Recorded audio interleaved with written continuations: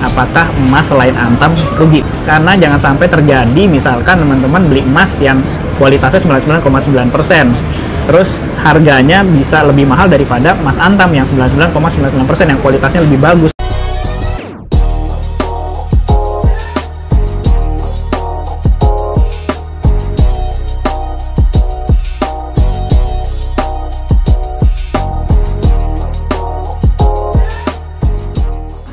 Halo Movitners, apa kabar? Ketemu lagi dengan saya, Hendry Pratomo, di channel Movit Indonesia, tempatnya untuk cari ilmu. Nah, hari ini saya pengen bahas tentang emas logam mulia. Kalau kita beli emas selain Antam, rugi nggak sih? Nah, ini jadi pertanyaan nih. Apakah emas selain Antam rugi? Kenapa saya mau bahas ini? Karena sekarang banyak banget bermunculan produsen-produsen emas selain Antam ya. Ada EOA Gold, ada Lotus Archie, ada Big Gold, ada apa lagi namanya, Mini Gold gitu ya, terus dan ada lagi Mas Duit namanya. Nah ini juga kita mungkin kalau ditawarin masih agak bingung ya, ini beneran nih emasnya aman nggak gitu ya, atau misalkan emasnya asli nggak, biasanya kan yang suka terpikir di benak kita seperti itu ya. Nah sekarang kita akan bahas detailnya mengenai emas-emas yang selain Antam ini, apakah rugi atau enggak. Mau emas merek apapun sebenarnya ini sih sama aja ya, sama karena sama-sama emas gitu. Jadi kalau menurut saya sih ini tetap menguntungkan gitu. Cuma nanti di sini ada perbedaannya sedikit. Apa yang membedakan antara emas Antam dengan emas lainnya, sehingga emas Antam mungkin lebih banyak diminati dan lebih dikenal ya di masyarakat atau lebih familiar di Indonesia. Saya ada beberapa indikator yang akan saya gunakan nih. Jadi supaya teman-teman tahu dan jelas ya apa aja sih yang jadi pertimbangan kita untuk membeli emas selain Antam. Yang pertama, kualitas. Yang kedua, harga. Yang ketiga, produk yang ditawar. Yang keempat, kekurangannya. Yang kelima, kelebihannya.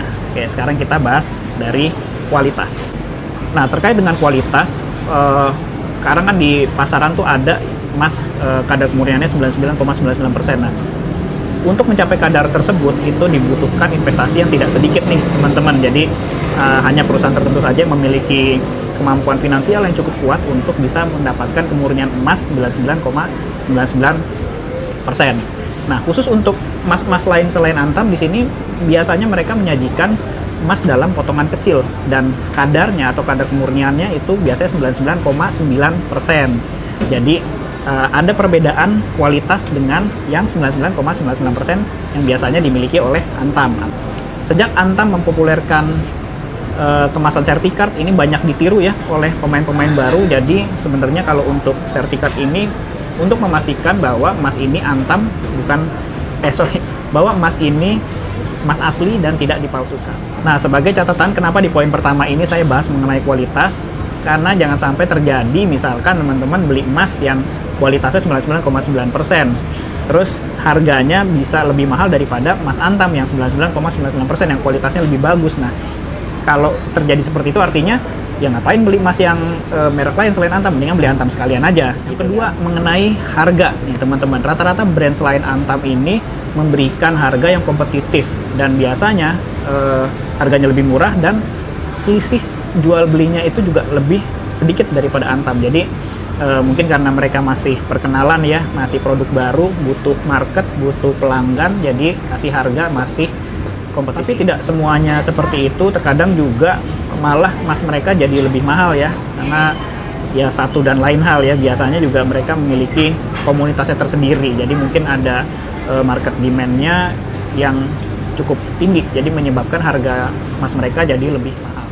Yang ketiga, nah yang ketiga ini mengenai produk yang ditawarkan. Apa aja sih produk-produk yang ditawarkan? Rata-rata untuk brand selain Antam itu menawarkan kepingan yang Antam tidak punya. Jadi ada mulai dari 0,1 gram ya, kecil sekali, atau di bawah 0,1 gram itu juga ada yang menyediakan. Lalu rata-rata mereka memberikan yang sekarang ini ada namanya dibikin kartu gitu ya, dibikin kartu itu bisa di custom. Jadi ini adalah salah satu nilai jual juga untuk brand-brand baru selain Antam.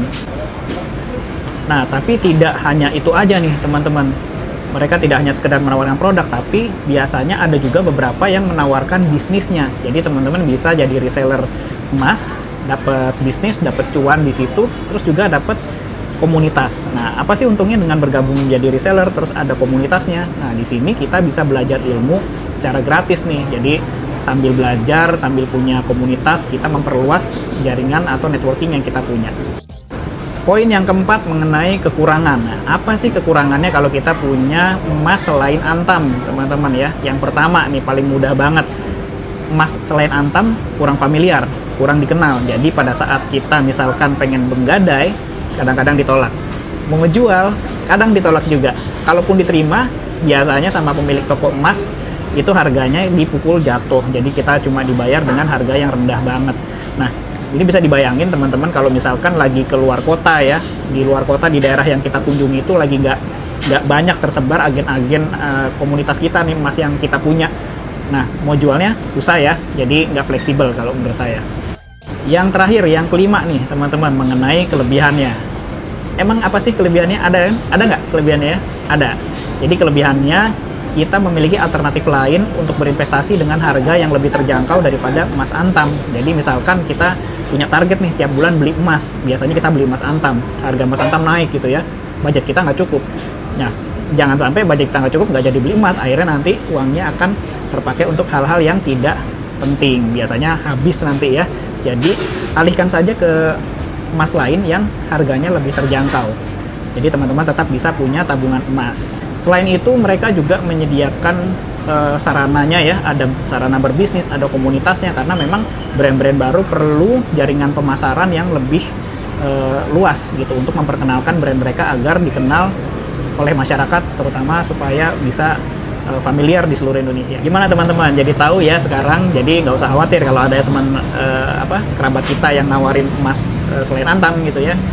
Dicek aja dan kelihatannya asli bener ya nggak apa-apa, beli aja. Selama itu emas ya tetap bagus-bagus aja gitu ya. Jadi kalau menurut saya sih yang penting kita bisa dapat emas dengan harga yang ekonomis. Nah sebenarnya terkait dengan harga yang ekonomis, kalau kita pengen dapat emas dengan harga terjangkau, mainnya ke pasar second nih teman-teman. Pengen tahu pasar second seperti apa? Nanti di video berikutnya ya, mungkin saya akan bahas mengenai pasar second emas supaya teman-teman dapat harga yang lebih murah. Oke teman-teman, sekian penjelasan dari saya. Semoga ini bermanfaat, menjadi satu ilmu pengetahuan baru buat teman-teman semua. Tetap saksikan terus update video dari kita, karena di sini adalah tempatnya untuk cari ilmu.